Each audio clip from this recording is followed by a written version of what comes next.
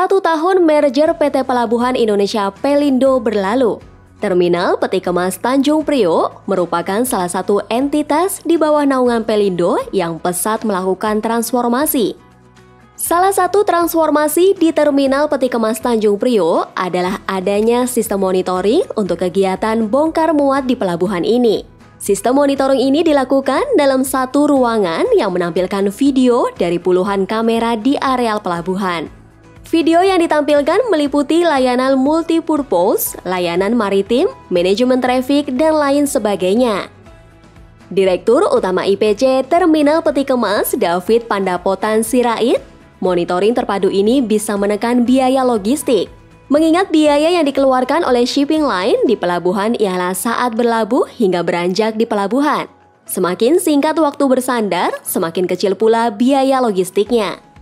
Produktivitas kita bukan hanya ngebantu dari sisi terminal saja, tapi all out dari kapal tiba sampai kapal berlayar. Ya, kenapa? Karena shipping line itu cost-nya mulai kapal tiba sampai kapal berlayar. Walaupun secara langsung sama kita hanya selama di terminal.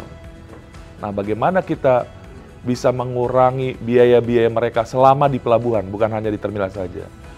Nah, salah satunya adalah begitu kapal tiba, langsung kita koordinasi dengan kepanduan untuk bisa ditarik, untuk bisa sandar. Jadi nggak ada waiting time.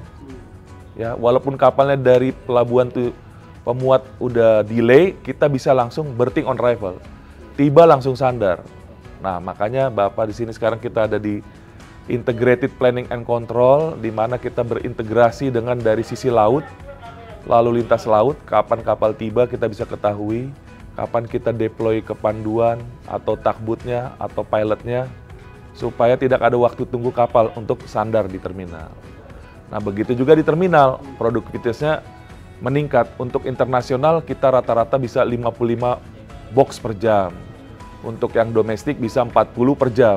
Dibanding yang tahun sebelumnya kita meningkat karena ada proses-proses yang kita improve.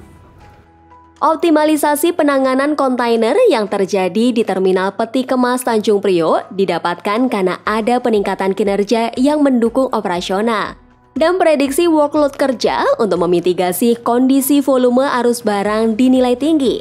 TPK Tanjung Priok juga melakukan koordinasi dan kolaborasi antara pengelola Terminal Peti Kemas.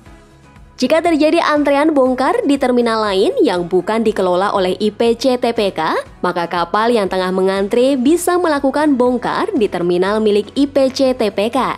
Nantinya, kapal tersebut bisa pindah ke terminal untuk melakukan kegiatan loading.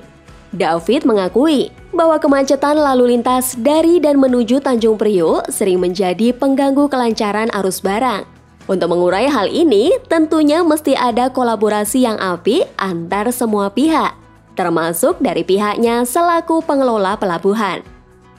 Kita bisa memprediksi kemacetan, ya, volume-volume yang akan datang ke terminal, bisa kita handling di lini 2 lebih dahulu, ya, kita taruh dulu lini 2. Di samping koordinasi dengan stakeholder, ya, polisi tetap bantu, dari OP bantu, terus dari sistem yang paling penting lagi, ya, driver menggunakan udah single TID sekarang, nanti ke depannya ada driver ID dan sistem lainnya untuk menunjang kecepatan bongkar muat, ya.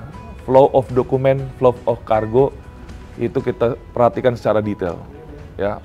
Untuk dokumen sendiri kita udah online semuanya, ya, orang mau ngurus ngambil kontainer udah via online, klaim juga bisa secara online, kita respon juga secara langsung, ya, tidak lama-lama.